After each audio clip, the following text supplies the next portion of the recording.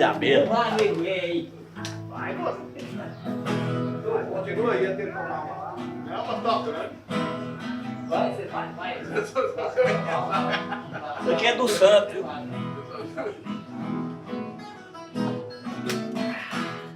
Ei, Glória!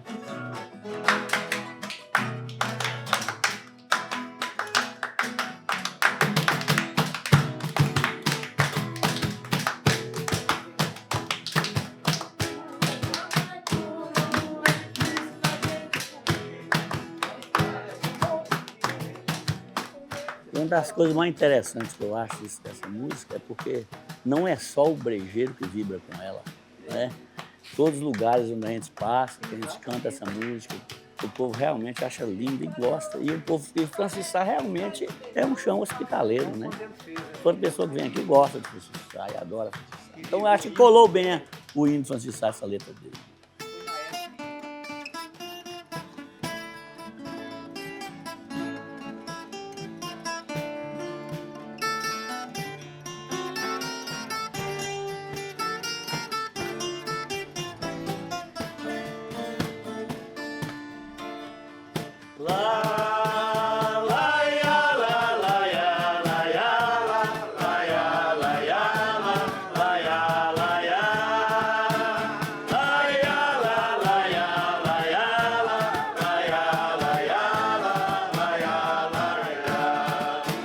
Banjo das almas de Antônio Figueira, de São Gonçalo, Francisco Sá. Terra querida, onde nascemos, juntos crescemos, aprendendo a amar. Junho e setembro, cidade enfeitada, mesmas fogueiras, reinado alvorada. As águas da serra regam as flores, dão vida e cores aos nossos jardins. Francisco Sá, estrela menina, do orgulho dos olhos, do norte de Minas. O brejeiro é hospitaleiro, sejam bem-vindos a Francisco Sá. O brejeiro é hospitaleiro, sejam bem-vindos a Francisco Sá. Lá, lá, ia, lá, lá, ia, lá, ia, lá, lá, ia, lá, ia, lá, lá, ia, lá, ia. Lá, ia, lá, lá, ia, lá, ia, lá, lá, ia, lá, ia, lá, lá, ia, lá,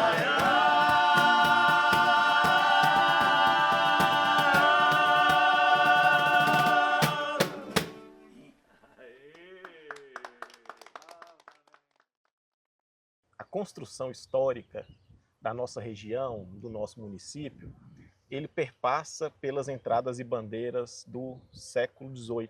A nossa região, ela tem uma característica, como nós podemos observar hoje, bem pecuária, né? Agropecuária, ligado à criação de gado. Isso permeia desde o início da nossa colonização, né, enquanto território.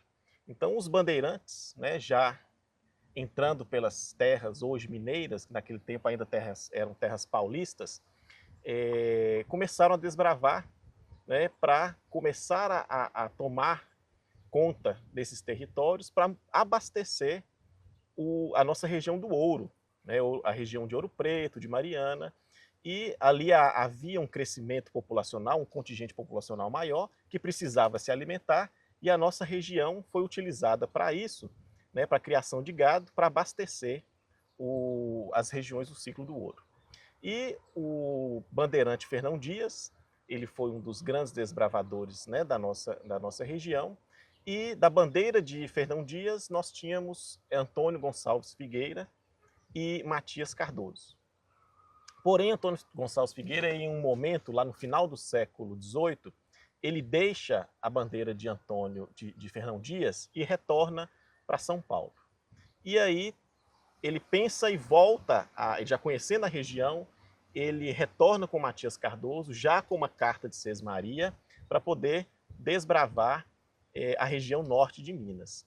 E aqui ele chega com 3 fazendas, ele institui aqui 3 fazendas, que é a fazenda da Jaíba, a fazenda de Olhos d'Água e a fazenda de Montes Claros.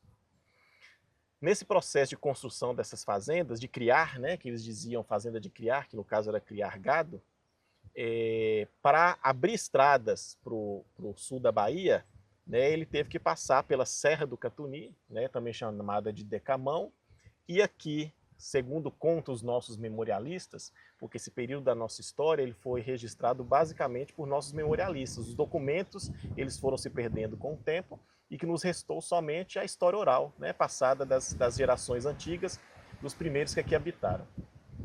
Ao passar por essas terras, uma das lendas que nós temos, né, a oficial, é que aqui no dia 2 de novembro de 1704, na Lagoa das Pedras, né, onde hoje está a nossa querida lagoa, ele, dia de finados, colocou um cruzeiro e ali ele fez uma oração junto com as pessoas que estavam com ele para continuar abrindo as estradas, subindo para o sul da Bahia. E aí o início do processo, né, de colonização dessas terras. Só que o Antônio Figueira ele não fica aqui, né? Ele não vai ser o primeiro habitante, ou seu grupo não serão os primeiros habitantes daqui. Ele retorna à sua fazenda em Montes Claros, ele deixa para os seus herdeiros para colonizar, ele volta para São Paulo, e algumas décadas depois, contam os nossos memorialistas, que chegando aqui com uma sesmaria, o senhor Antônio Gonçalves da Silva, Major Antônio Gonçalves da Silva, ele vai ser, de fato, o primeiro habitante a construir aqui um sobrado, e segundo diz também a tradição, ele e sua esposa, os construtores da nossa primeira matriz, lá em 1768. O doutor Arthur Jardim, que foi prefeito de Francisco Sá, e escreveu em sua monografia, ele vai nos retomar um pouco dessa história, desde as tribos indígenas, que eles encontraram aqui os vestígios, né, os tapuias. Ele vai nos dizer que os tapuias eles eram dissidentes das tribos dos aimorés, expulsos pelos aimorés e que aqui habitavam, mas isso tudo nós não temos registros, a não ser o registro oral. Com a construção da matriz e a vinda do senhor Antônio Gonçalves da Silva, a localidade, o Brejo das Almas, as Caatingas do Rio Verde, vai passar a pertencer a Minas Novas, né, que era a cidade mais próxima, que hoje não é tão próxima, mas é que era a responsável por todas essas terras. O Antônio Gonçalves ele falece, deixa a terra para os seus herdeiros, e aí começa uma outra lenda, que é a chegada do sargento-mor Jerônimo Xavier de Souza. Então nós temos a história de que o sargento-mor ele chega aqui comprando essas terras dos herdeiros do Major Antônio Gonçalves da Silva, ou que ele veio aqui a mando do imperador, né? Porque ele teve que se casar com uma amante do imperador e tido uma filha, né? Que era filha bastarda do imperador, mas isso tudo ainda está no campo da lenda. Mas o que nós temos é que ele chegou nessas terras e junto a ele, e aí ele será sim o primeiro colonizador que vai distribuir as fazendas, e junto com ele algumas famílias o acompanharam, né, os sertanistas da época, para poder iniciar esse processo de habitação e de colonização do nosso município. E o sargento-mor, ele com essas famílias, ele distribui essas terras e começa o nosso processo de habitação, né, ainda pertencendo a Minas Novas. O nosso processo de rompimento com Minas Novas vai ser um tanto questionável. Minas Novas não vai aceitar perder, né, o Brejo das Almas, e o curato de Brejo das Almas. O curato, nós não podemos esquecer que no século XIX, séculos XVIII, século XIX, todos os nossos territórios eles também pertenciam à Igreja Católica. A Igreja Católica tinha um domínio, né, eram as paróquias, né? A eleição era baseada em paróquias, né? O curato é onde morava o cura, né? Onde é sob os cuidados do cura, o cura é o padre. Então, a nossa região ligada também à Igreja Católica, as subdivisões da Igreja Católica, a Igreja Católica estava intrinsecamente ligada ao Estado brasileiro. Minas Novas perder Brejo das Almas não era um bom negócio, ela não queria, isso a gente consegue já observar nos documentos, né? É a partir daí que nós temos já documentações desse processo, e em abril de 1839, oficialmente, o distrito de Brejo das Almas, já instalado, é separado da Câmara Municipal de Minas Novas, passando a pertencer ao Arraial das Formigas ou Montes Claros de Formigas. Aí fica aquela disputa entre Montes Claros e Grão-Mogol por um bom tempo. Isso. Depois que o distrito, nasce o distrito de Paz, né, de Brejo das Almas, pertencendo a Formigas, há redivisões, né, durante todo o percurso aí, e uma disputa política a quem passa a pertencer o distrito. Seja Grão-Mogol, seja Montes Claros, ora está com Montes Claros, ora está com Grão-Mogol, e há embates, né, calorosos, inclusive, na Assembleia Provincial de Minas, lá em Ouro Preto, sobre a subdivisão territorial do município, né? Pertencia a Grão-Mogol, a Montes Claros, um não querendo ceder para o outro. Uma das desculpas que nós temos é a questão do Rio Verde, né?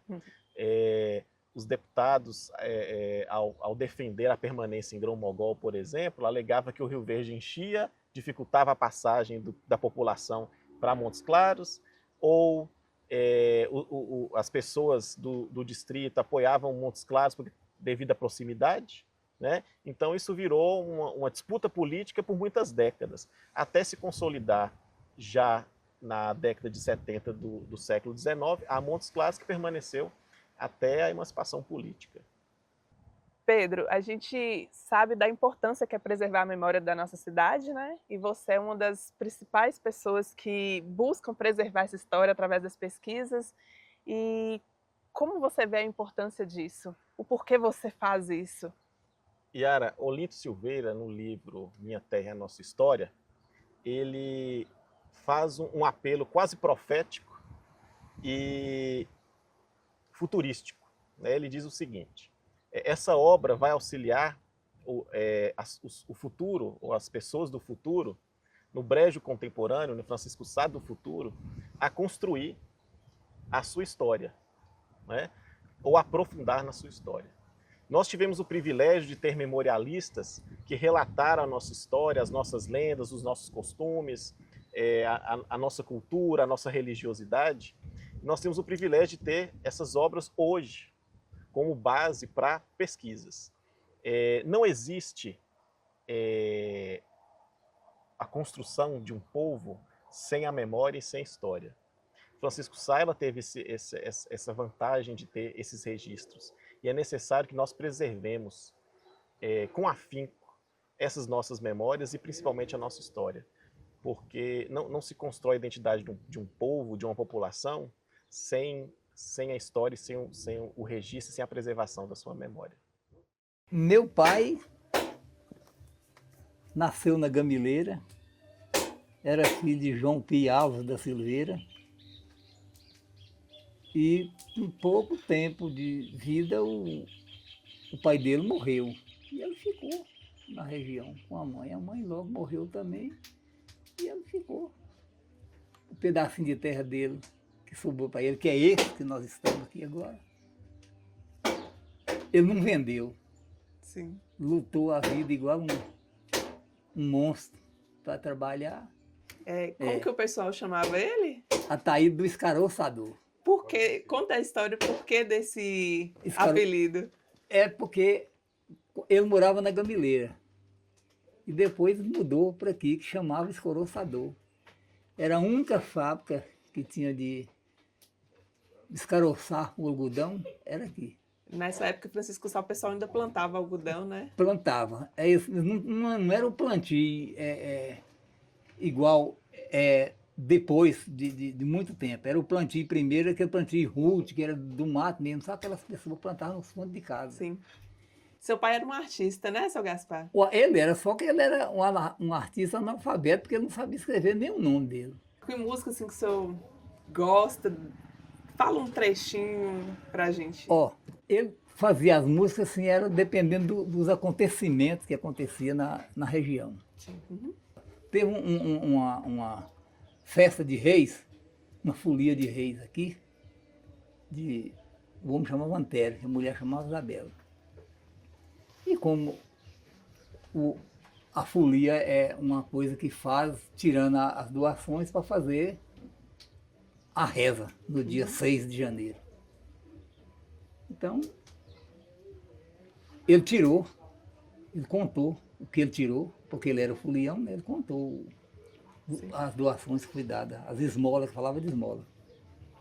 Aí no dia da reza não saiu nada. Isso foi muito engraçado, eu gostei de ver. Aí ele fez o pasquim que eu falava, né? Ele falou, 24 de dezembro foi um caso muito sério. Logo a boquinha da noite foi a reza de Antério. O caso estava em silêncio, estava igual um cemitério. Antério é um homem pequeno, mas é muito rancento. Fuliou 11 noites, tirou 1 conto e 200. Mas o resto que sobrou foi para Isabel tratar dos dentes. Aí continuou. Ele falou, eu já fiz minha risinha, minha promessa está segura. Fiz o doce dessa festa, uma banda de rapadura. O arroz de Antério não tinha um oi de gordura. Eu marquei minhas rezadeiras, porque as rezadeiras de fama era o povo do Silveiro, Pena e Silveira. Ele falou, eu marquei minhas rezadeiras, Geralda Pena e Comadre Lourdinha. Mas na hora que não deu certo, ele chamou Maria Perna e das Durinhas. Antério saiu no terreiro e falou, meu Deus, o que é que eu faço? Essa galinha é muito pouca. Cada um põe um pedaço. Só um prato que ele enfeitou foi o de Joãozinho do Riacho. Era o chefe da rua. Aí ele falou, essa briga começou, estava à meia-noite por dia. Isabel brigou com o Antério porque deu beco na fatia. Aí para terminar ele falou, e culpado foi Ataíde, que era o fulião da guia. E eu termino lá. Aí quando foi no fim da música, para que ninguém tomasse dele, ele falou assim, quem fez esse ABC, falava de ABC, né? Quem fez esse ABC foi um cabra lavrador. Foi nascido na gamileira e mora no escoroçador. Toda a vida ele é querido. Ele chama Ataíde, é um filho que Deus criou. Entendeu? Então, ele quando fazia uma coisa, ele mostrava. Falar da minha mãe, Joana Ilka Dias Bicalho, me deixa até um pouco emocionada, porque ela deixou um grande legado aqui na cidade de Francisco Sá. Minha mãe nasceu em Canabrava, neta de Zeca Guida, que foi o fundador de Canabrava, filha de Manelzinho de Zeca. Ela passou a infância nessa fazenda, Ponta d'Água, e a juventude naquela outra fazenda, que é São João. E a partir daí ela veio para Montes Claros, porque ela tinha vontade de estudar música, aprender. Então, o meu avô, como naquela época tinha uma condição de vida muito boa, trouxe ela para Montes Claros. Ela veio morar na casa de uma tia minha, que era irmã do meu avô, e aí ela foi estudar no Colégio Imaculada, que na época era colégio de freira, só estudava mulheres, e também foi fazer o conservatório. Nessa do conservatório, ela foi pegando gosto, porque ela sempre gostava. Quando ela ia nas festas de Canabrava, ela tocava sanfona e animava todas as festas. E aí meu avô viu que ela tinha, né, um grande interesse e deu ela esse piano para ela começar, né, a trajetória dela musical. E aí ela terminou o conservatório, voltou para Francisco Sá, casou com meu pai, né, ela já namorava, casou com meu pai, e eles fixaram residência aqui, né? E aí ela começou o trabalho, né? Ela começou o trabalho dela primeiro na educação, né? Foi uma grande educadora, contribuiu demais na época de Feliciano, que era prefeito, contribuiu. Eu lembro que ela me colocava até como baliza nos desfiles cívicos, que ela era uma das organizadoras naquela época, foi diretora da Tiburtino Pena, professora, vice-diretora da escola que hoje eu trabalho também. E aí ela tinha uma amizade com Dona Celeida, Ana Valda, que já é falecida, esse pessoal assim, da época assim, que gostava da educação, da cultura, e junto elas foram organizando essa parte cultural e educacional de Francisco Sá. Nesse momento aí ela fundou também, junto com outras pessoas, a Seresta, né? Então ela tocava na Seresta, e depois foi melhorando. Ela começou aqui nessa sala, né? Começou a ensinar as crianças música, piano. né? Aí, com o tempo, elas fizeram uma campanha, ela e a dona Celeida, eles conseguiram adquirir outro piano, né, maior do que esse, da marca Essenfeld. Esse piano veio para aqui para casa, ficou em uma outra sala, depois foi para um barracão que ela construiu para fazer a sala de música, para ensinar crianças carentes. E aí ela começou esse trabalho também, né, ensinando, e foi pegando gosto. E aí, depois desse piano, foi para o SPAC, né, que foi uma igreja que se transformou no espaço cultural, e aí ela ficou trabalhando só com esse aqui. Mediante isso aí, em 2000, ela aposentou, né, ela aposentou bem nova, com 48 anos, e aí em 2000, ela fundou o Instituto Educacional Músico Ecológico Ciranda Brejeira. Nesse instituto, só iniciou com a educação infantil, uma salinha com 7 crianças, e aí ela também dava aula de música, de teclado, dava aula de violão. Teve alguns alunos dela que estudaram e seguiram a carreira musical, o trio JSA. Linda Clara, que hoje tem uma banda em Montes Claros, toca em vários lugares. Linda Clara, inclusive, ela estudou música com mãe, fez aula de violão, e mãe compôs uma música chamada Primavera. E ela tocou essa música, ela gravou essa música. Que é uma música em que homenagem, é uma música em homenagem ao ao meu pai, que meu pai faleceu em 2012, né, vítima de um acidente de trânsito, e ela ficou muito apaixonada. E aí ela compôs essa música, compôs poesias, mãe também era compositora. Né? Eu falo que mãe era assim, multi-instrumentista, ela tocava vários instrumentos, então mãe era uma pessoa assim, muito inteligente e contribuía muito aqui com a cultura e a educação de Francisco Sá. Ela faleceu em 2018, 23 de novembro de 2018, vítima de mal de Parkinson. Muitas pessoas não têm essa informação, mas aqui em Francisco Sá funcionou até um anexo do conservatório, né, de Montes Claros, entre 73 e 76. E após o fim ela continuou. Ela continuou. Foi daí que surgiu a escola de música, porque ela já tinha terminado o conservatório e voltou para Francisco Sá, né? Ela casou, voltou para Francisco Sá, e aí ela trabalhando lá ela também, acho que ela era uma das pessoas que trabalhavam no conservatório, como ele parou e ela continuou, né? Ela já tinha o piano, ela já tinha o violão, e ela começou a dar aula para as criancinhas. Eu sei que muitas pessoas aqui passaram por ela, até meus colegas meus que hoje, né, não moram mais aqui, da minha idade, estudaram aqui. Eu comecei com ela com 5 anos de idade, e aí com 7 anos ela me mandou para o conservatório. Sim. Aí eu também estudei lá, muitos anos atrás, né? Aí eu consegui fazer lá, terminar lá o violão popular, porque não fiz o clássico, e consegui fazer o piano, né, aula de piano lá. Mas eu terminei, acho que foi 2000 e pouco, que eu terminei lá. E você tem lembranças das serestas? Muito pouco, mas eu conheci mais pelas fotos.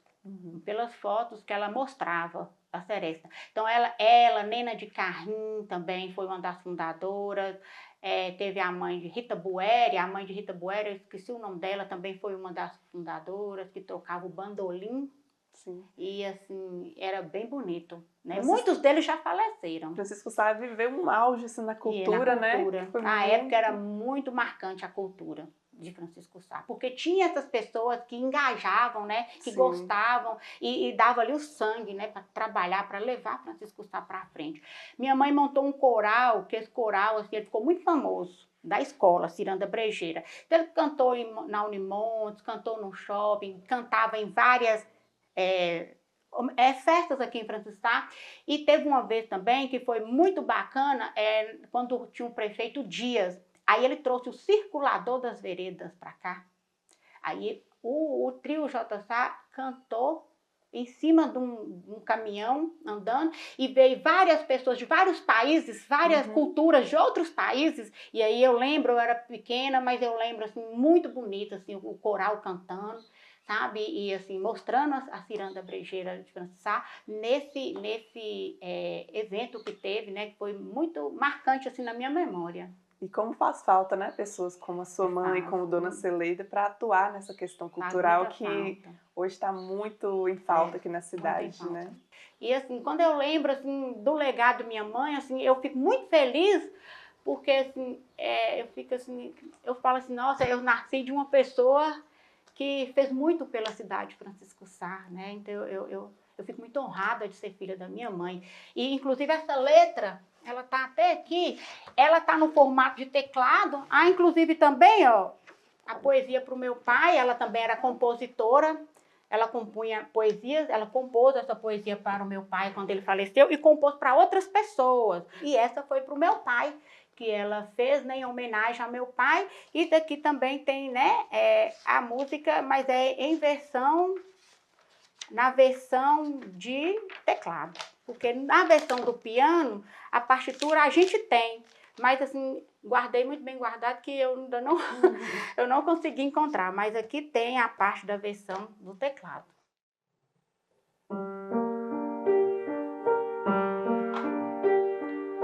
Quando a primavera chegar, algo novo irá acontecer. Quando a primavera chegar, algo novo irá acontecer. Todas as flores do mundo eu vou mandar pra você. Todas as flores do mundo eu vou mandar pra você. Você verá, você verá, você verá, você verá, você verá. Quando a primavera chegar, os pássaros me farão um favor. Quando a primavera chegar, os pássaros me farão um favor de levar flores perfumadas e entregá-las a você, meu amor. De levar flores perfumadas e entregá-las a você, meu amor. Você verá, você verá, você verá, você verá, você verá.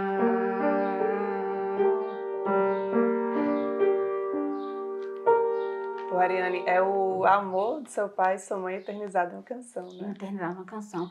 E tem muitos anos que eu não toco, então, assim, às vezes eu fico, assim, esquecendo algumas notas, mas toda vez que eu toco, eu me emociono. Mas foi lindo. Yara, o Jacinto Silveira é o principal líder da emancipação, criação do município de Brejo das Almas. Ele é um produtor rural, líder, vereador à Câmara de Montes Claros. Junto com o Padre Augusto, eles assumem esse papel de coordenarem a equipe de Francisco Sá, hoje Francisco Sá, à época Brejo das Almas, para a emancipação. Esposo da Mariquinha Silveira, uma normalista, professora, eles apresentam a demanda dos seus correligionários aqui de Francisco Sá diretamente na capital. E depois de uma batalha longa, de muitos tropeços, de muitas quedas, eles conseguem a aprovação com a criação do município. Isso ocorre em 7 de setembro de 1923. E a instalação, ou seja, a eleição do prefeito e vereadores só vai ocorrer um ano depois, em 7 de setembro de 1924. Por quê? Porque havia a necessidade de edificação de prédios públicos para as escolas e também a própria sede da prefeitura. E teve uma resistência de Montes Claros em ceder essa emancipação, né, do então Brejo das Almas. Com certeza houve, né, a oposição do município de Montes Claros. Por quê, Yara? Francisco Sá, Brejo das Almas à época, era um potencial econômico muito valorizado. Aqui gerava muitas receitas para Montes Claros. Então, perder isso de um dia para a noite não era interessante para o erário montesclarense. Mas isso também não serviu de impedimento, não. O Jacinto Silveira, o Padre Augusto e demais pares, eles empenharam mais ainda na peleja para conseguirem essa emancipação, que realmente aconteceu em 7 de setembro de 1923. Mas o que é bom a gente destacar desde logo é que não ocorreu a instalação, ou seja, não foi empossado logo em seguida o prefeito. Isso demorou um tempo. Por que demorou? Francisco Sá, quando ele foi emancipado com o nome de Brejo das Almas, não tinha prédios públicos, não tinha escolas, não tinha nem mesmo a sede do futuro executivo. Por isso, esses empreendedores, essas lideranças, formadas na sua grande parte por produtores rurais, eles precisaram juntar dinheiro e construírem esses prédios.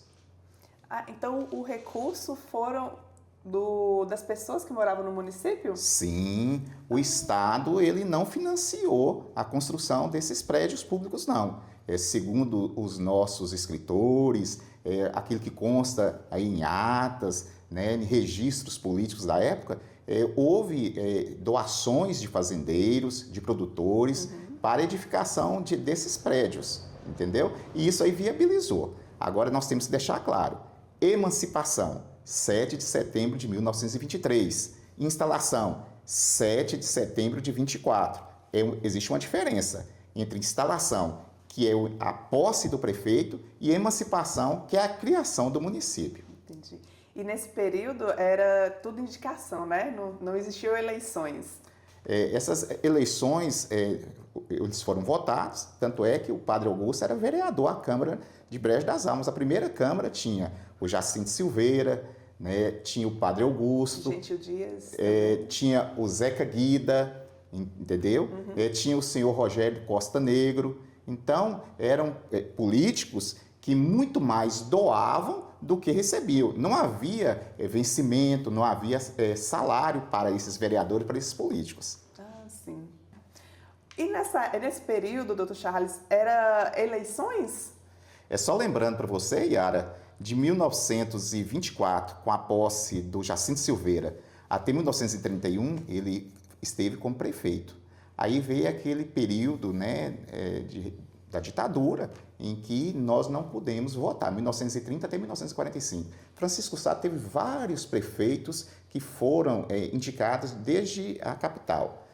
O Balden, né, e eu estou lembrando aqui dos demais não, que são vários. E voltamos a votar novamente de forma democrática, elegendo Feliciano, já no segundo meado da década de 40. Isso foi em 1947. Justamente. Isso. E teve o apoio do capitão Enéas. É outra figura muito importante aqui em Francisco Sá, né? Tanto é que ele hoje, o nome do município, Antigo Burarama, é Capitão Enéas. Que pertencia a Francisco Sá também. Que pertencia a Francisco Sá, como também Janaúba um dia pertenceu a Francisco Sá. Doutor Charles, vamos falar sobre a mudança de nome do nosso município, né? Ah, que bom. Éramos o antigo Brejo das Almas. Conta um pouquinho dessa história, os nomes que nós tivemos antes, né? Eu acho interessante, Francisco Sá, ele não tem uma definição certinha do nome. Brejo das Almas, alguns autores locais atribuem de forma diferente a razão desse nome. Primeiro, Brejo das Almas, eles falam que o Gonçalves Figueira, o bandeirante, quando aqui chegou, foi num dia de finados. Aí eles rezaram nesse dia e acamparam diante de uma lagoa. Brejo, lagoa, almas por conta do dia de finados. Outros, posteriormente, alegam que esse nome não tem essa origem não, que seria Brejo das Almas porque a Lagoa das Pedras, onde a gente tem o cruzeiro, o marco ali inicial da nossa cidade, era um local onde eram descartados, lançados corpos de garimpeiros perseguidos por assaltantes. Então, Brejo, Lagoa, almas que ficavam ali vagueando, até como o coronel Geraldo Tito, um dos autores de maior número de títulos publicados, ele fala que as almas ficavam penando até serem arrebatadas pelo nosso Senhor.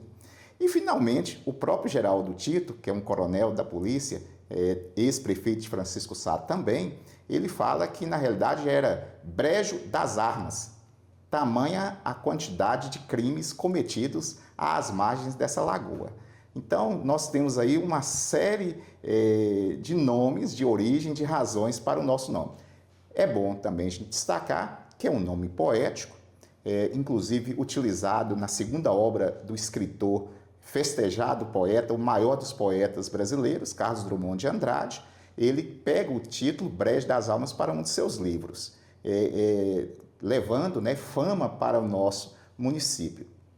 Agora, em 1938, 17 de dezembro, é mudado.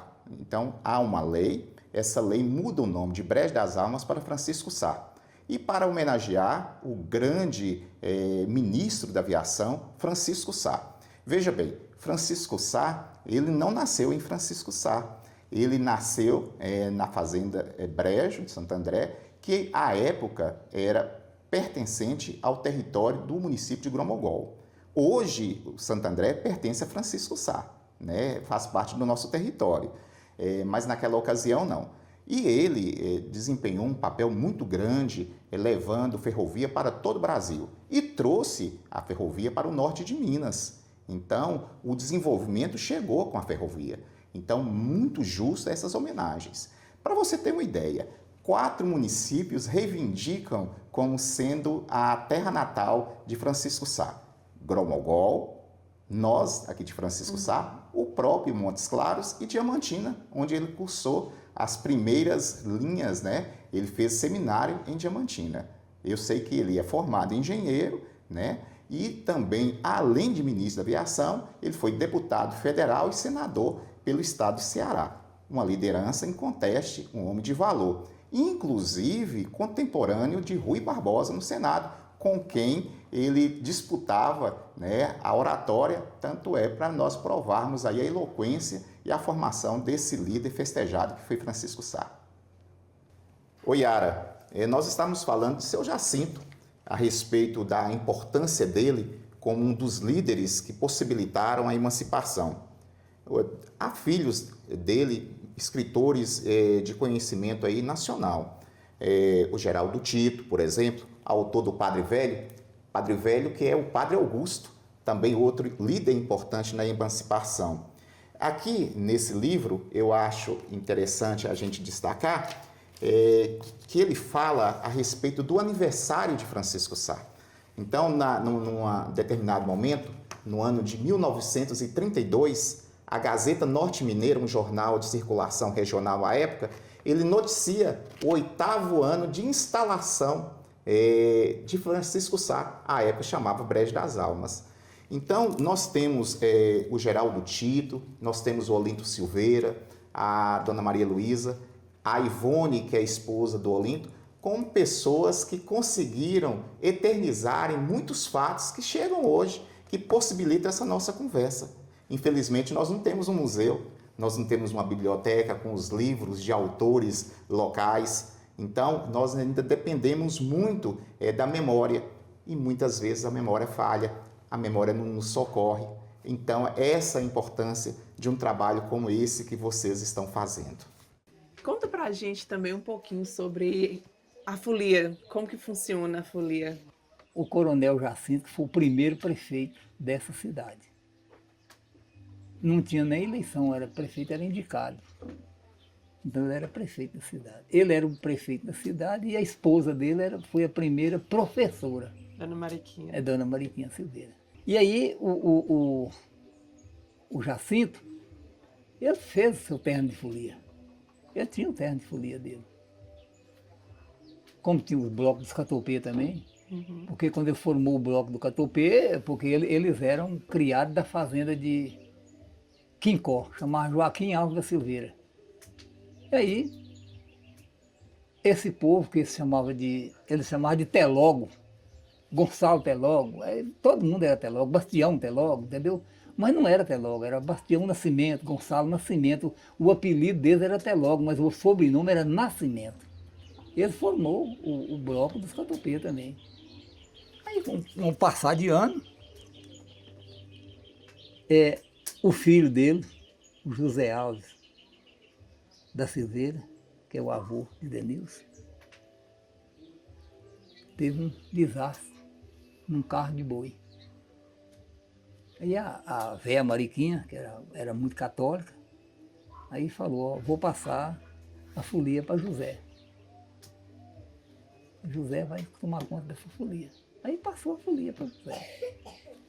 Com a condição, durante vida ele tivesse, ele ia foliar e rezar o texto. Aí ele fez. Foliou muitos e muitos anos.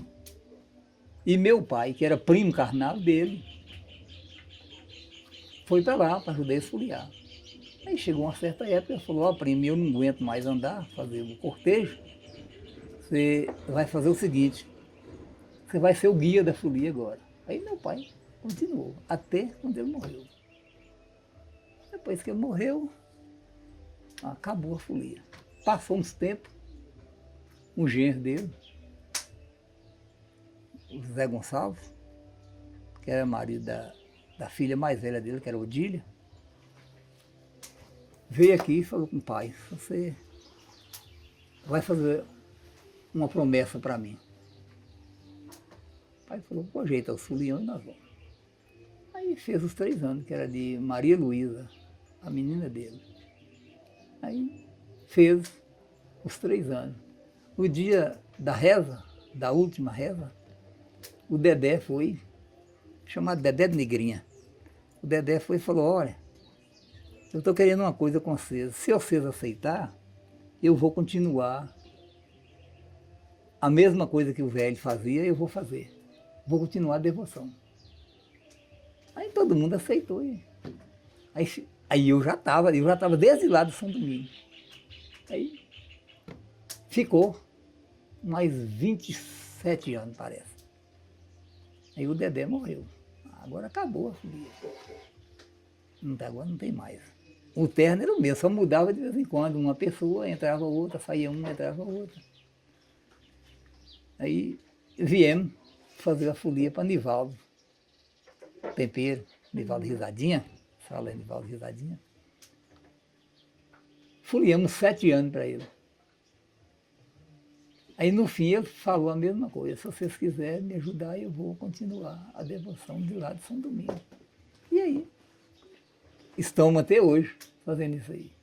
Aí o dia que passou a reunião para a casa de Nivaldo, eu falei, ó gente, o grupo do São Domingo, o terno de folia do São Domingo, ele não acabou. Ele vem continuando. Isso aqui são galhos da primeira árvore desse terno de folia. Aqui é como se fosse uma locomotiva num trilho, ela vai parar nos seus pontos de parada, vai descendo um, vai montando o outro, mas a locomotiva ela não para, ela continua andando. É o que está acontecendo. A minha viola tá tinindo de janeiro em janeiro. Quem canta de graça é galo, quem tem pobre é dinheiro.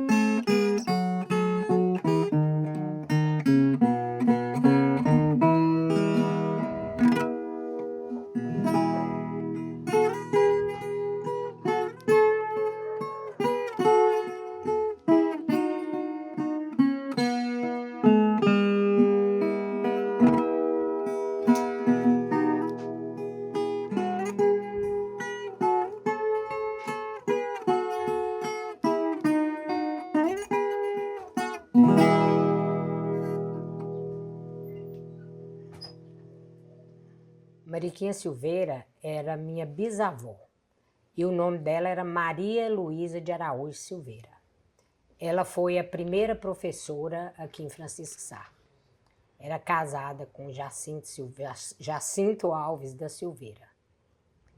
E a minha avó é filha dela, Maria Augusta. Maria Augusta também foi professora.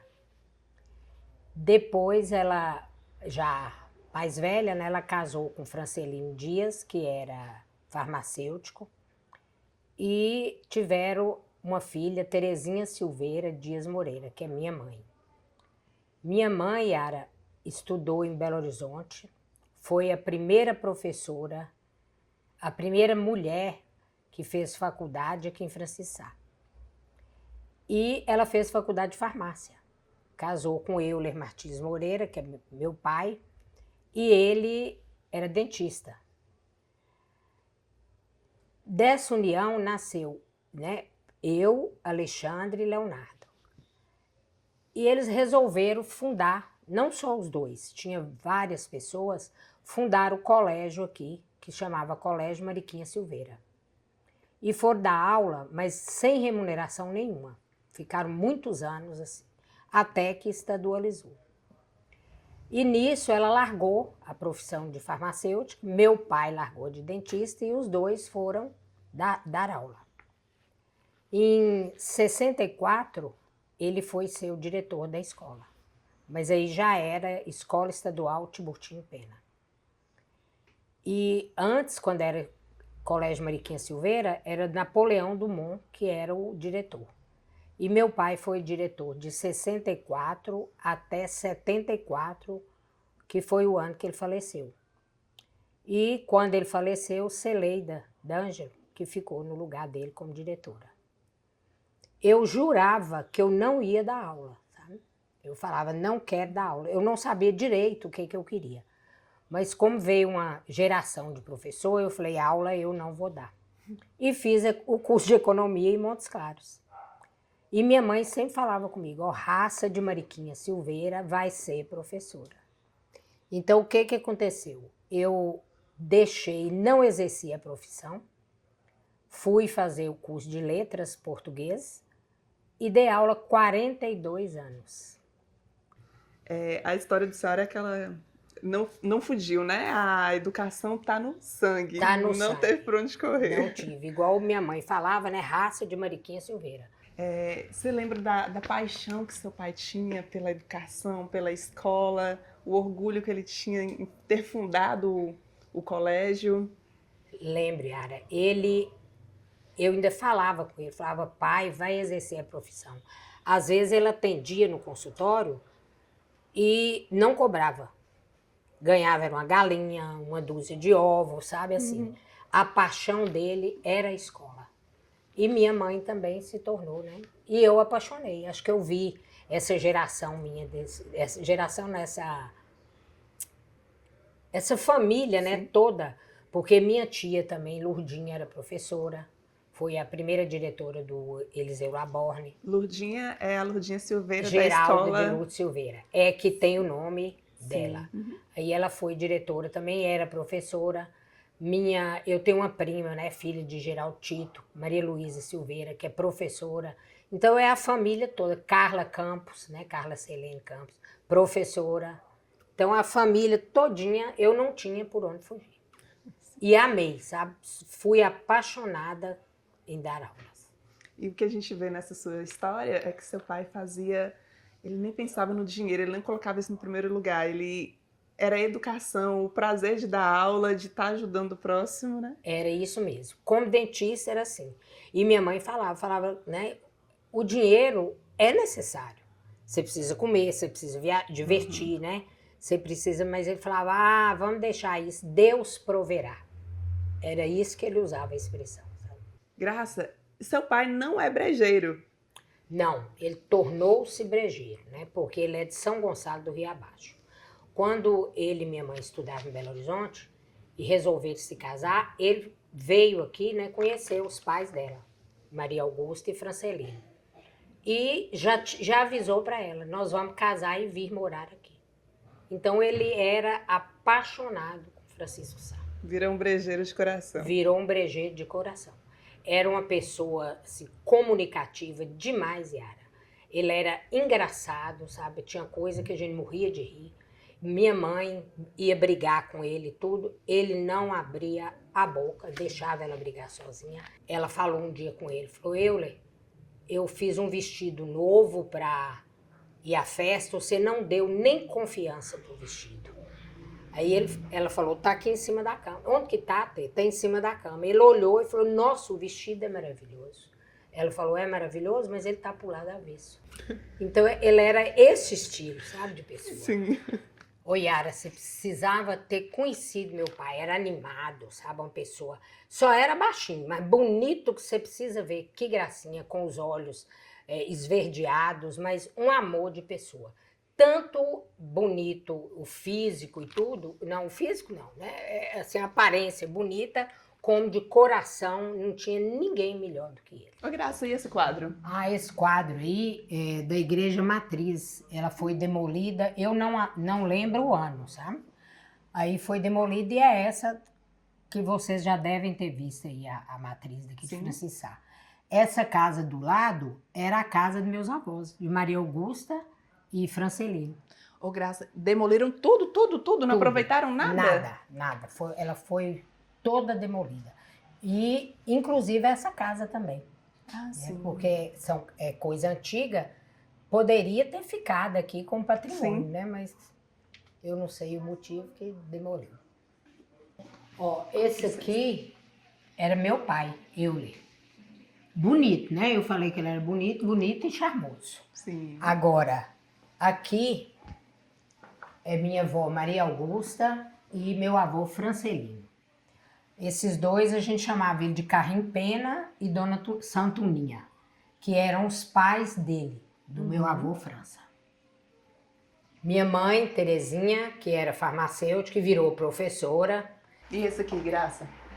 Esse aqui é meu avô também, né? O que é farmacêutico, o marido de Maria Augusta. Ela tá ali na foto, nessa parede aqui, ó. Licença. Aqui é ela, Maria Augusta, que é professora também. Aqui era o lugar preferido dos meus pais, que por aí você tira o tanto de livro, né? Gostava demais de ler. Meu pai, ele pegava 3, 4 livros, ficava lendo os 3, lia um pouquinho de um pouquinho de outro. E minha mãe a mesma coisa. Agora, eu tô nessa linha também, gosto de ler, mas eu leio um. Eu não pego 2 nem 3. Ao mesmo tempo? Ao mesmo tempo que eles liam, 2, 3 livros. Minha mãe já mais velha, as fotos deles, tem gente que fala, mas pega a foto dele mais velho, mas não teve, porque ele morreu com 50 anos. Muito jovem, né? Muito jovem. Essa é minha mãe, Terezinha. Ela faleceu com 88 anos, né? Você vê meu pai com 50 e ela com os 88. A lenda conta sobre o padroeiro, São Gonçalo, que uma velhinha foi catar lenha. E aí lá ela encontrou uma imagem, não sabia que santo era. Mas quando chegou e mostrou, né, para as pessoas mais entendidas, é a imagem de São Gonçalo do Amarante. Então ela pôs a imagem na casa dela, arrumou um altarzinho, começava a rezar. E aí, no dia seguinte, a imagem não estava na casa. Voltou para o lugar onde ela foi encontrada. Tornou a trazer. E várias vezes aconteceu. Então, decidiram que ele queria ficar em outro lugar. Aí decidiram erguer uma capela para ele. Nesse lugar que ele sempre voltava. Elegeu São Gonçalo padroeiro da cidade. Depois, com a vinda, não é, do sargento Mó, que ele era daquele tempo, as terras eram as sesmarias, né, do Império ainda, né? E aí, então, ele doou tudo para São Gonçalo. Então, até hoje, se alguém quer construir, ou então comprar uma casa, primeiro tem que ver se ainda pertence a São Gonçalo. Se pertencer, tem que ir lá na arquidiocese comprar a terra, né? Essa casa mesmo foi assim, né? Quem construiu primeiro foi lá comprar o terreno. Essa região central da cidade é toda assim, de né? São Gonçalo, né? Agora acho que já não regularizaram, tem mais, não, né? Já está regularizado tudo. Então, depois aquela capelinha precisou ser ampliada, foi construída a matriz.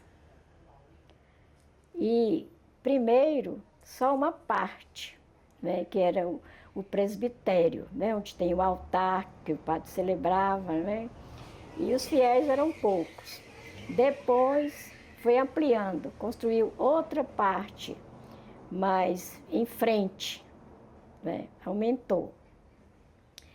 E vieram vários padres, porque poucos padres ficavam pouco tempo aqui, né, não eram definitivos, ficavam um ano. Aliás, eu tenho todas as datas, né, de todos esses padres que passaram por aqui. Até que o padre Augusto veio como pároco, né, como vigário. E ficou aqui muito tempo. E então, mas depois que ele faleceu, vieram outros padres. E que até chegar no Padre Silvestre, como a matriz já estava pequena também, né, para a população, nessa época a população já tinha crescido muito, aí demoliram a matriz completamente. A história conta, né, até qual foi o carpinteiro que fez os altares. Mas coisas artísticas, né, mesmo, coisas lindas, maravilhosas. Então, a matriz ficou tendo duas partes. Essa parte do presbitério, que é onde o padre celebra, não é? Então, era de assoalho, que foi a primeira parte. A parte da frente, que aumentou, já era de ladrilho, onde estava enterrado o padre Augusto. Dizem, em algumas pesquisas, que quando eles mexeram, né, na praça, naquela região ali onde que é a atual matriz, acharam ossadas, né, que supostamente poderia ter um cemitério lá do lado. Não, essa parte eu não sei não, porque o cemitério aqui é na Vila Vieira. Ah, lá na Lagoa, na Vila, né? Vieira, ali, né? Então ali que era o cemitério, onde hoje é dos Vicentinos, né? Ali foi um asilo assim improvisado. Na igreja, então, é só o padre Augusto. O esquindô não era meu, porque eu não era o dono, mas eu era encarregado. Ali desse encarregado eu passei a ser sócio. E de sócio, eu fiquei lá muitos anos, foi o ano que eu consegui educar meus filhos. E aí, no esquindô, foi onde que eu cresci um pouco. Uma hora eu estava dançando, outra hora eu estava cozinhando e fiquei lá 12 anos. Olha, para você ver, eu não era, porque minha mãe era viúva, e quem era mais do Rancho da Lua era Casquinha, que era o meu irmão, e tinha Dá, que tocava violão. E eu, naquela época, eu era mais assim, caseiro. Eu tinha que ficar mais, era com minha mãe, né? Então eu não posso ir. E não fiquei muito naquela época, porque lá era para o boêmio mesmo. E eu era preso. Mas o Rancho da Lua foi muito bom. Era um rancho que a gente não sabia mesmo, é porque chamava Rancho da Lua, porque naquela época chamava Camaré mesmo. Sim, depois que mudou o nome. Depois que foi Rancho da Lua. E era de uma dona que chamava Loura, muito assim, educada, e era daquela pessoa que sabia cativar o povo, mas como dona, né? E ali era farra, onde é que dançava, aonde que brigava, aonde ia preso. E foi daquele jeito. E depois daquilo foi aonde que eu falo que os esquindô, nós seguramos muita gente. Foi dois ranchos grandes, porque nem eu fiz, foi o doutor Eustáquio que formou e botou o nome de esquindô, que nós não sabíamos nem por que era esquindô. Mas era um lugar assim, que frequentado por 200 pessoas lá. Tinha dois ranchos, e é onde nós dançávamos lá até meia-noite. Você daí conta um pouquinho pra gente de Casquinha. Casquinha chamava Luiz Pena, e ele saiu ainda com 17 anos para São Paulo.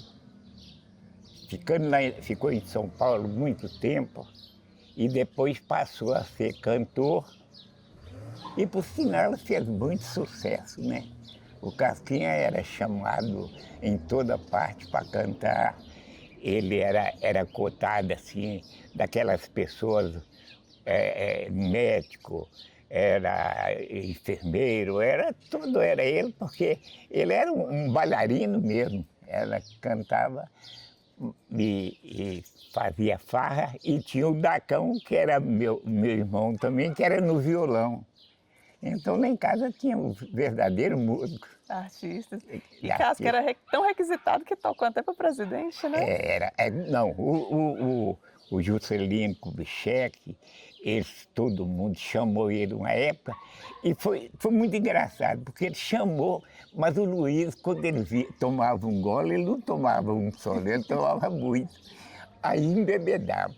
Quando a gente assustava, ele bêbado, ele não fazia dar. Aí Juscelino, vai levar ele lá na casa da mãe dele, que ele não pode. Juscelino ficava aqui, mas a gente era daqui acho que era Diamantina, né? E foi muito bom naquela época o Luiz com ele. E a polícia gostava dele, nós gostávamos. Foi muito bom. Foi muito bom, né? E no Esquindô, eu também, o difícil era para aguentar a minha mulher. Minha mulher muito ciumenta e com a camisa. Porque lá eu tinha que ser bailarino também, tinha que dançar, e aí via o batom.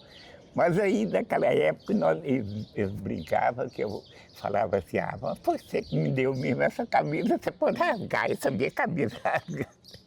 E foi aquela luta, mas sempre com amizade, né? Não tinha aquela briga, nunca largamos. Depois ficou viúvo, só largou mesmo na morte. Conta pra gente um pouquinho do Araês. Araês foi uma coisa que segurou muito o brejo. Ele, naquela época, inclusive eu fui o fundador, que foi naquela época que nós tínhamos que comprar as cotas. Nós compramos 100 cotas do Araês, inclusive eu comprei, frequentei, tive até um barzinho lá naquela época, que eu fui dono, que aluguei o bar, e ele hoje é um ponto muito estratégico hoje para a mocidade, né?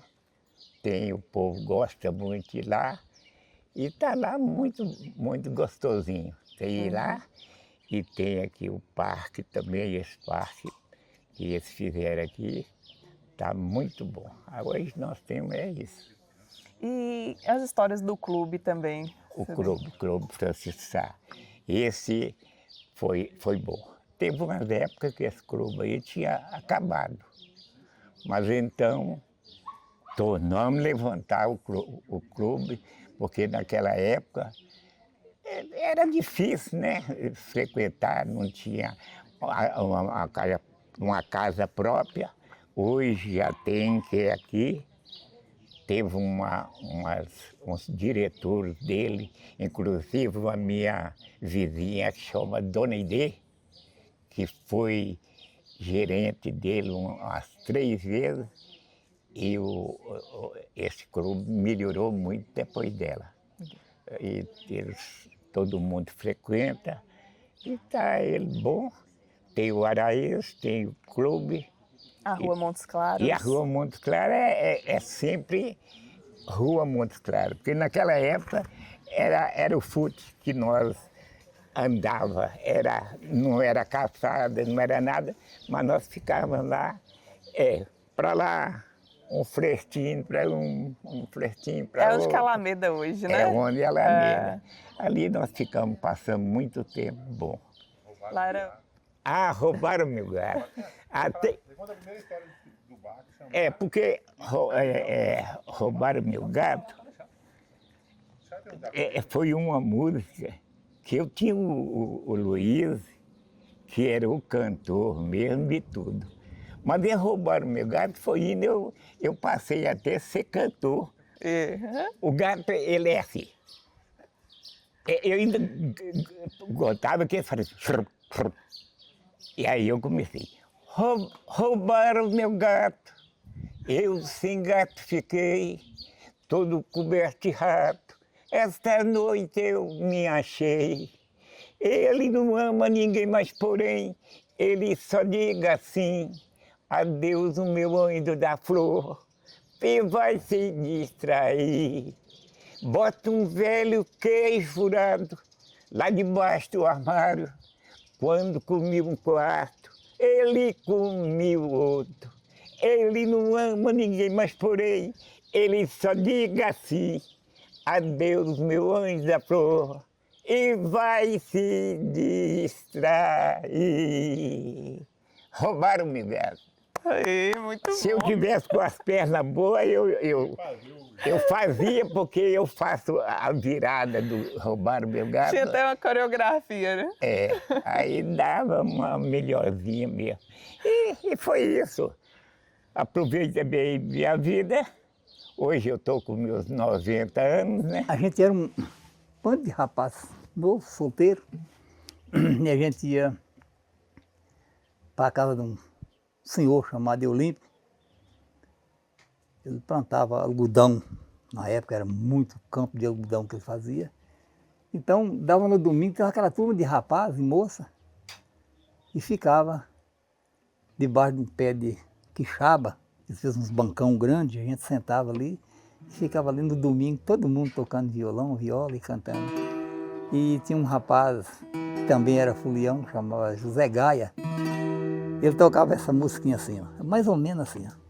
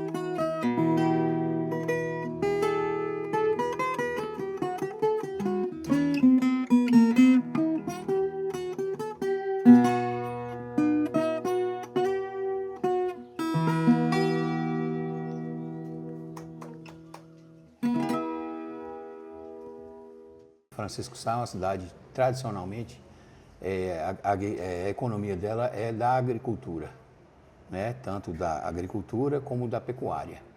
Era a maior produtora de alho, a capital de alho, né? de Minas Gerais, a maior bacia leiteira do norte de Minas.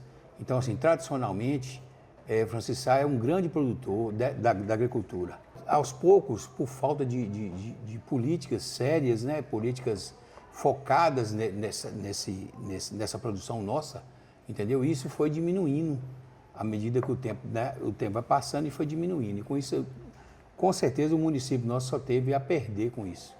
Deixou de arrecadar, deixou de gerar emprego, né? Então, hoje, nós estamos nessa dificuldade.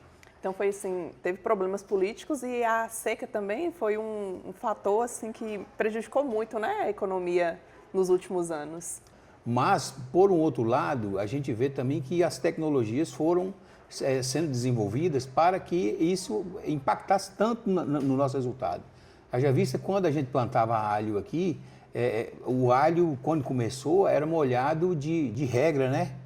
Então, assim, hoje nós temos microaspersão, que faz economia, muita economia de água, tem vários tipos de forma de irrigação que traz maior produtividade na lavoura.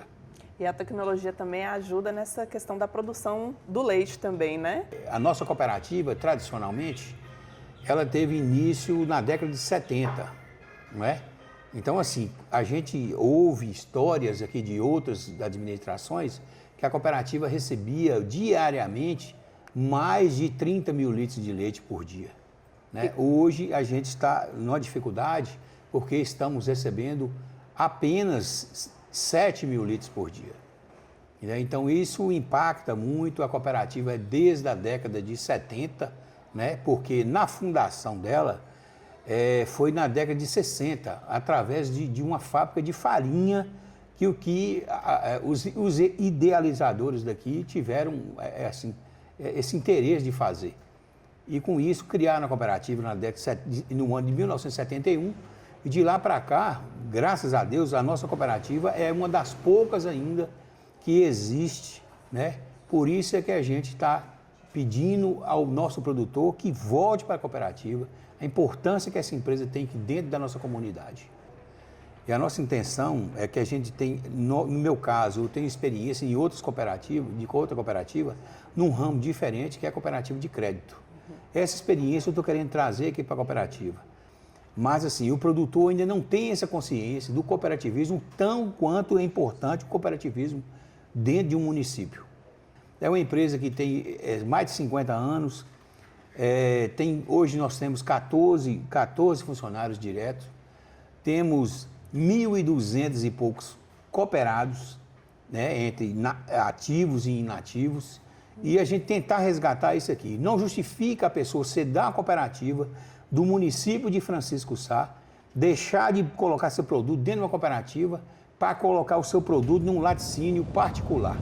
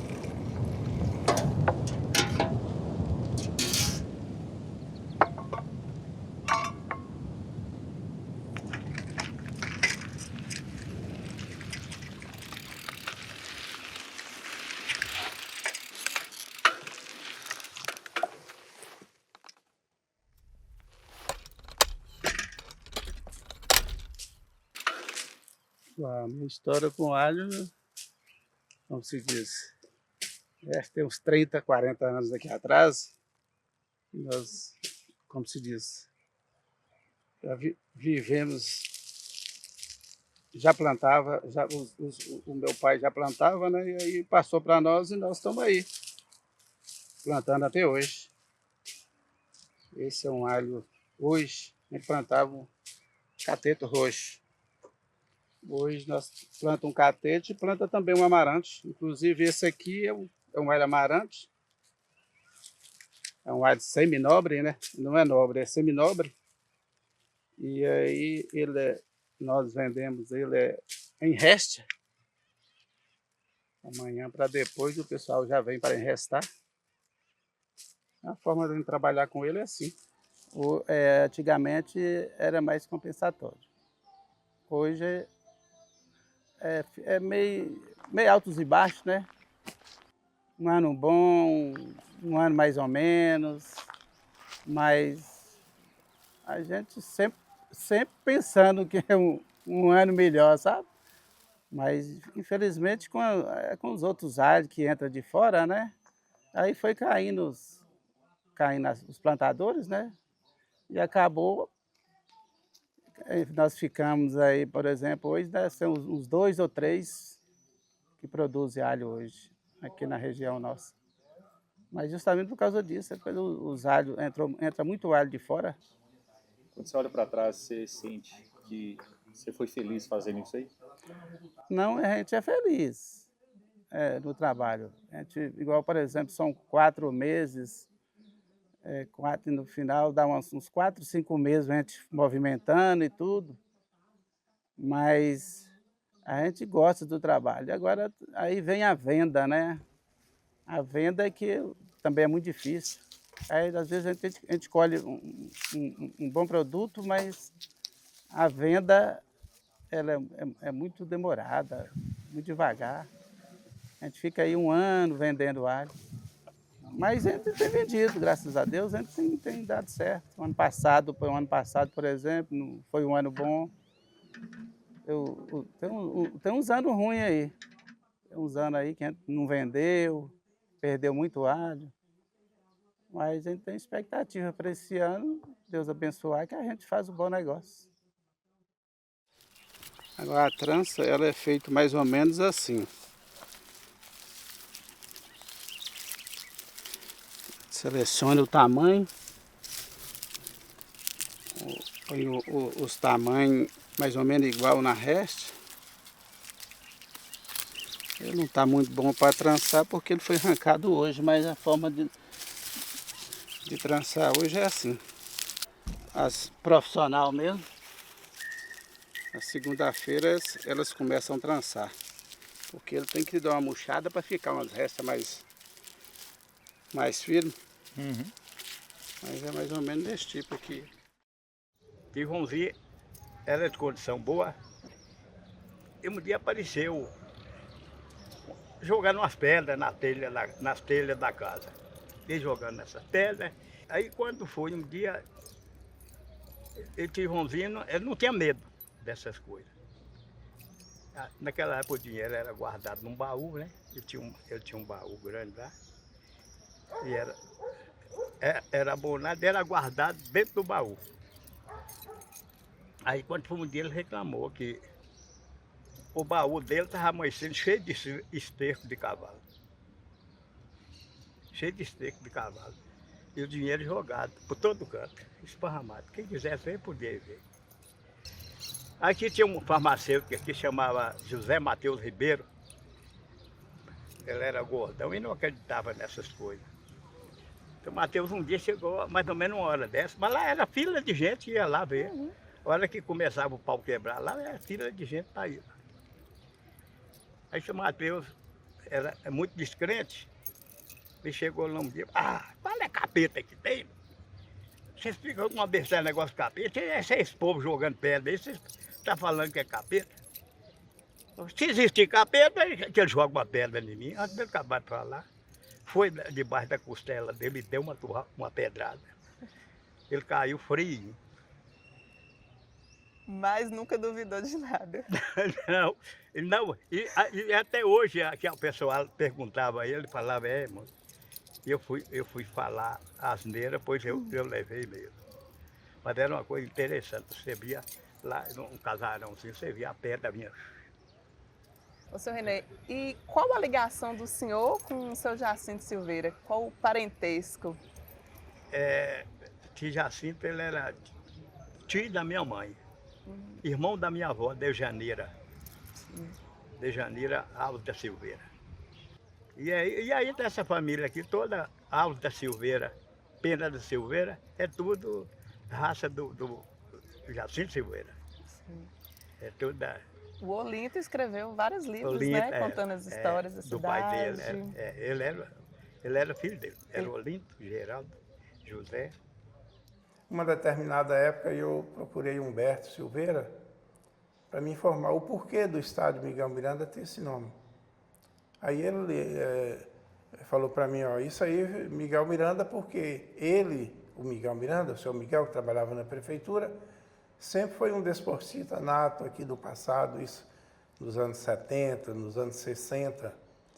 E era ele quem cuidava do campo, que determinava pessoas para tratar do campo, marcar jogos de futebol, levar equipes de Francisco Sá a outras cidades circunvizinhas, né? Então, essa é a história da origem do estádio. E as equipes, né? O próprio Miguel Miranda, segundo eu fiquei sabendo, foi através dele mesmo, o seu Miguel, né? Tem o Vasco, que é a equipe mais tradicional do Francisco Sá, é a mais antiga. Segundo assim, a informação que eu tenho, ele foi fundado em 1950, através do seu Raimundo Oliveira, que é o Mundinho do Correio, era conhecido por Mundinho do Correio. Né? Foi o principal, assim, o cidadão principal na fundação do time do Vasco, né? Contando com colaboração de outros cidadãos aí da época. Né? Depois vieram outras equipes, como Lagoano, Santa Cruz. O Lagoano, né, foi uma das equipes mais tradicionais aqui de Francisco Sá. Uma outra equipe muito tradicional que teve aqui foi o Flamengo, uma equipe fundada por Eurípides, que foi um funcionário do Banco Brasil, aqui em Francisco Sá, e também apaixonado pelo futebol. Isso lá nos anos 70, né, e montou uma equipe muito forte, que rodou esse norte de Minas, aqui de Montes Claros, né, essas cidades circunvizinhas. E o pessoal era tão animado que ia para outras cidades de caminhão, né? O famoso pau de arara, de viajar em cima de caminhão, de carroceria de caminhão, e aquilo, na maior empolgação, né? Não via ninguém contestando o porquê de ir na carroceria de um caminhão. Nós já tivemos aqui uma época que uma equipe daqui de Francisco Sá, né, o Cruzeirinho, saiu daqui para um jogo em Diamantina, na carroceria de um caminhão. Vê que Diamantina já está bem próximo de Montes Claros, na região de Curvelo, paralelo com Curvelo, né? Gromogol, Mato Verde, Monte Azul, Porteirinha, Capitão Enéas, isso tudo era na carroceria de caminhão, no famoso pau de arara que as equipes. Então, uma foto dessa aqui, ó, é do Miguel Miranda, do ano de 1965. No ano anterior, 64, ele tinha sido campeão e isso aqui é o bicampeonato de 1965. Dentre esses atletas aqui, ó, nós podemos destacar aqui o Eli Borá, ainda é um cidadão vivo aqui em Francisco Sá, que foi um das referências na zaga do futebol brejeiro. Também a gente tem Lúcio Getúlio, que é o que há pouco eu falei que era o terror dos goleiros nas cobranças de falta. Né? Jogador muito técnico, né? Ao lado dele aqui também nós temos o Dr. Tiburtino, o médico aqui de Francisco Sá.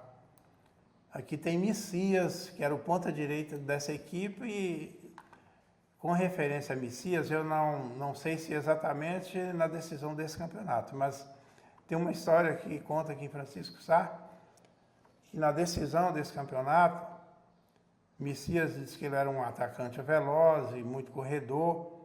O prefeito da época era Eurico Miranda. E disse que ele estava à margem do campo assistindo o jogo e Messias vem conduzindo a bola no ataque do time e eu não sei se assim acossado por adversário o que aconteceu, de maneira que o chute dele acertou o rosto do prefeito de Eurico Miranda, que levou a nocaute. E por causa desse fato, o Messias foi expulso do jogo. Aqui nessa foto, por exemplo, nós temos Luizinho Ribeiro, que era um atacante do time do Vasco. Nós temos Robson D'Artagnan, que também era atacante do time do Vasco, era ponta direita, mas também jogava no gol. Aqui nessa foto aqui é do Cruzeirinho, eu estou nessa foto aqui, ó, o goleirão aqui. Eu não sei se por qualidade ou por falta de opção, não sei, mas eu era o goleiro. Já mais na frente do que essa foto aqui, nós tivemos um episódio aqui numa final de futebol amador, da qual eu estava fazendo parte, era o time do Cruzeirinho contra o time do Vasco.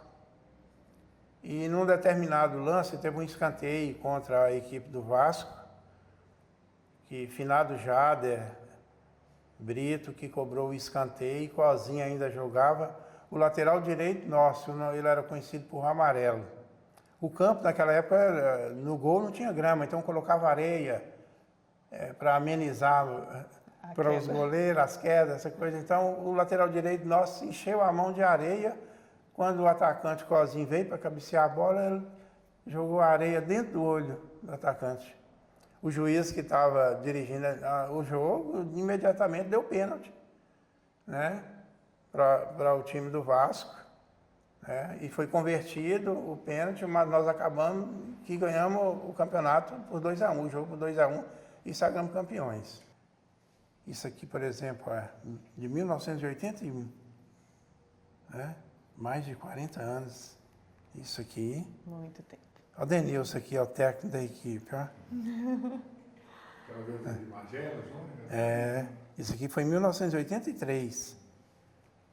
1983. Olha a foto de quando nós fomos a Diamantina. Aqui, ó. Essa é a história lá do... que todo mundo foi no Foi Pau de todo Arara. mundo no Pau de Arara. Todo mundo no Pau de Arara.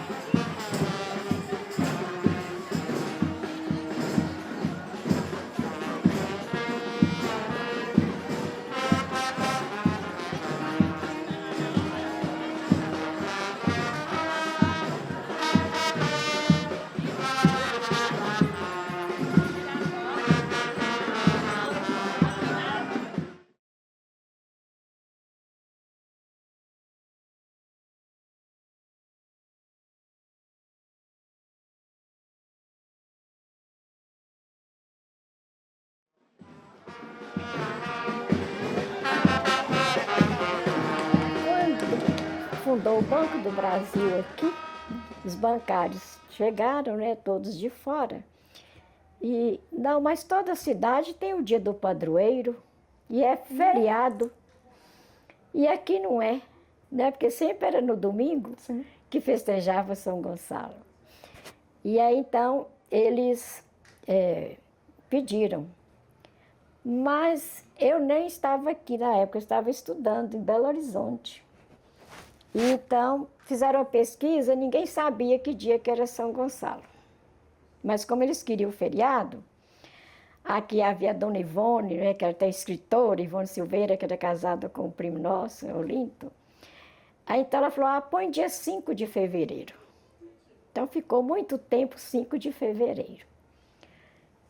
Mas não tinha assim festeiro, ninguém que organizava, era só a missa, a procissão. Aí um ano, nossa família foi festeira de São Gonçalo. Então eu falei com a minha irmã Nininha, né, que já faleceu, mas nós não sabemos nada da vida de São Gonçalo. A gente tem que saber quem foi São Gonçalo. Então, nessa época, nós assinávamos, né, a revista Família Cristã, e ela era correspondente aqui, e ela conhecia várias correspondentes, inclusive uma de São Gonçalo, do Rio de Janeiro. Aí ela escreveu para ela mandou um livro que o vigário de lá esteve em Portugal, né, e escreveu a vida dele. E aí nós descobrimos que era dia 10 de janeiro que ele faleceu. Mas para mudar o dia foi bem difícil. Nós fomos falar com o padre da época, né? Ele falou, não sei, ainda é mudar, vamos ver primeiro. Mas como a gente tinha muito relacionamento, né, com o Dom Geraldo Magela, de Montes Claros, nossa, ele era daqui de dentro de casa e nós de dentro da casa dele, né? Aí minha irmã foi lá e conversou com ele. Então ele veio no dia da festa, dia 5, e falou, agora a festa vai ser dia 10 de janeiro. E explicou tudo por quê, sabe? E aí, então, desse ano em diante, a festa passou a ser no dia 10 de janeiro. Dona Yolanda, tem uma história sobre os documentos queimados da igreja, que contaram uma história para o padre Salu, né? Que o outro, que era o padre Augusto, que estava com uma doença infecciosa. Como que é essa história? Não, pelo que eu sei, foi o padre Salu, que ele tinha asma.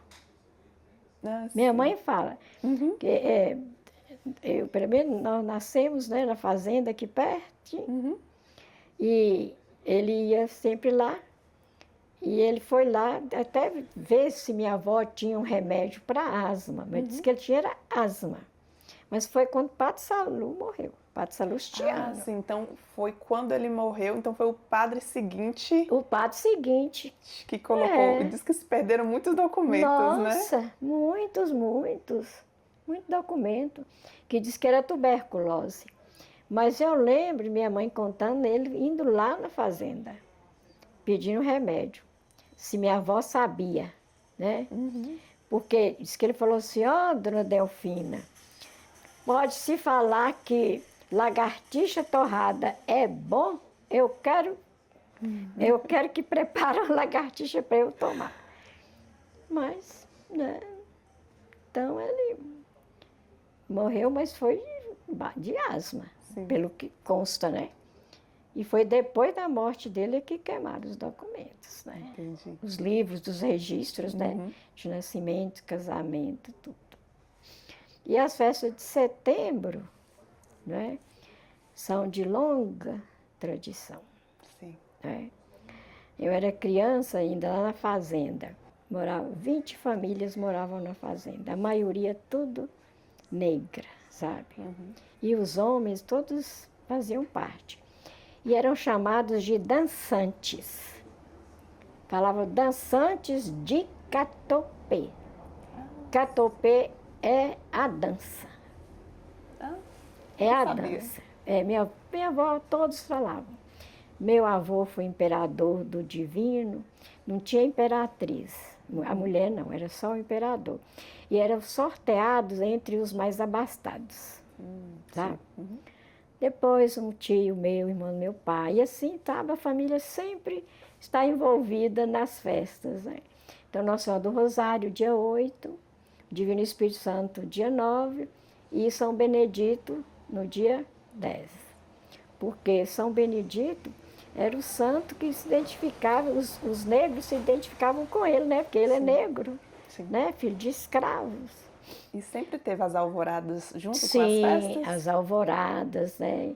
E eram muito mais animadas e tudo. Aqui já teve também bandinha de música e tudo, o povo cantando. O povo cantava, né?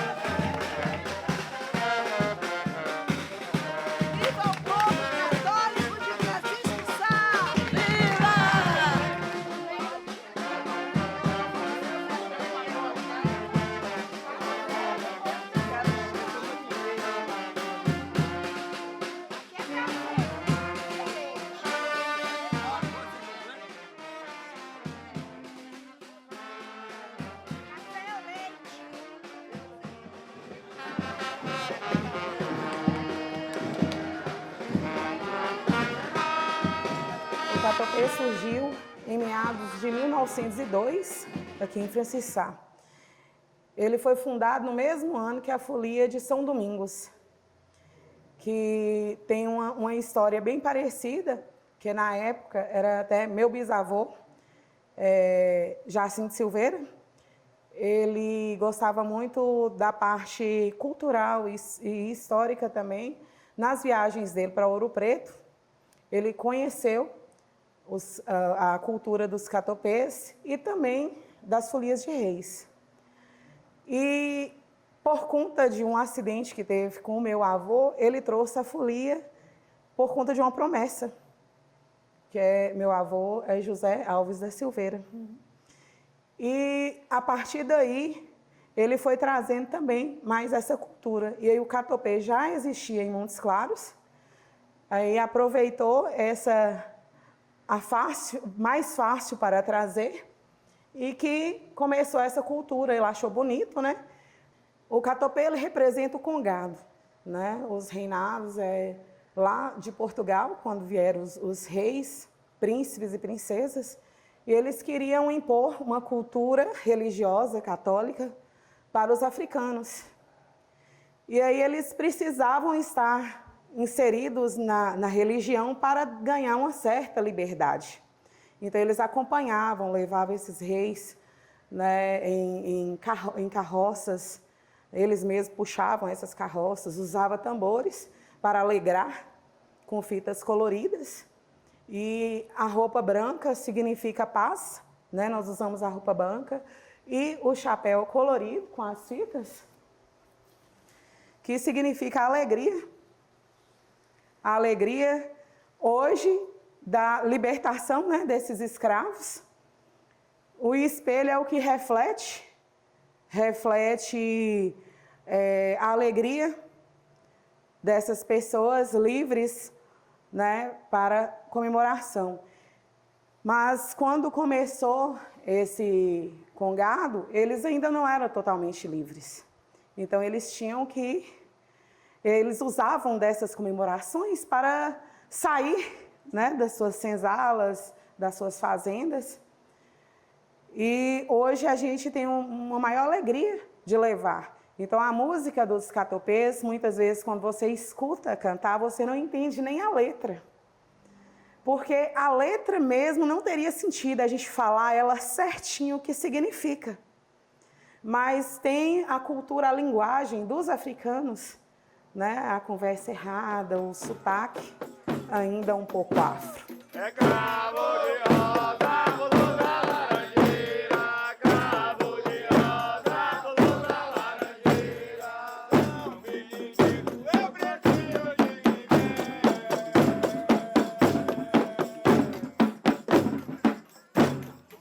abrir a porta, veja quem é. Abrir a porta, veja quem é.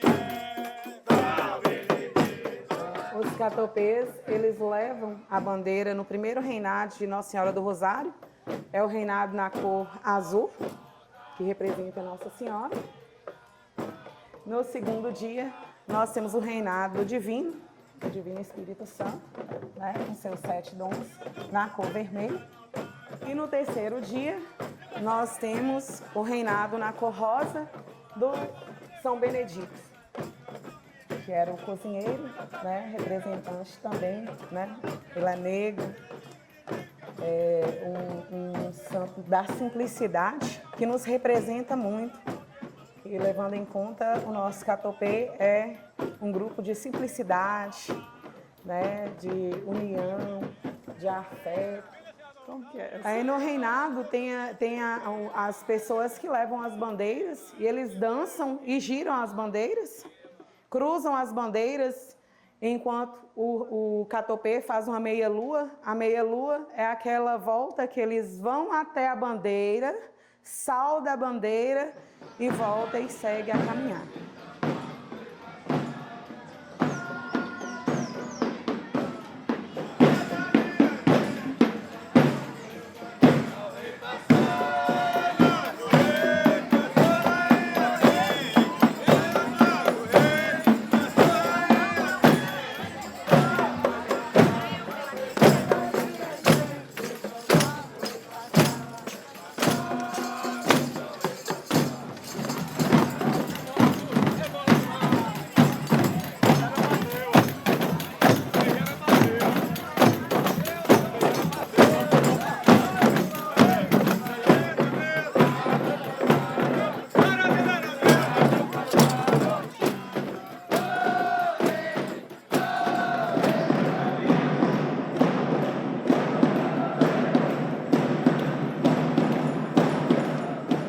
Nós temos dessas imagens alguns catopês que não estão mais em nosso meio.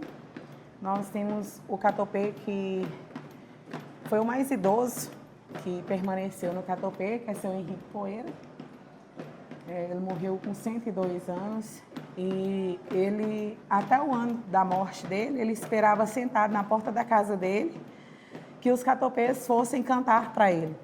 Porque nós temos uma tradição de que quando a gente se reúne, o primeiro dia que a gente vai sair, a gente sai do local para ir até a Praça dos Catopês, que é lá na Vila Vieira. A gente faz uma saudação na praça. E como ele mora bem próximo, aí a gente rodava e cantava na porta dele.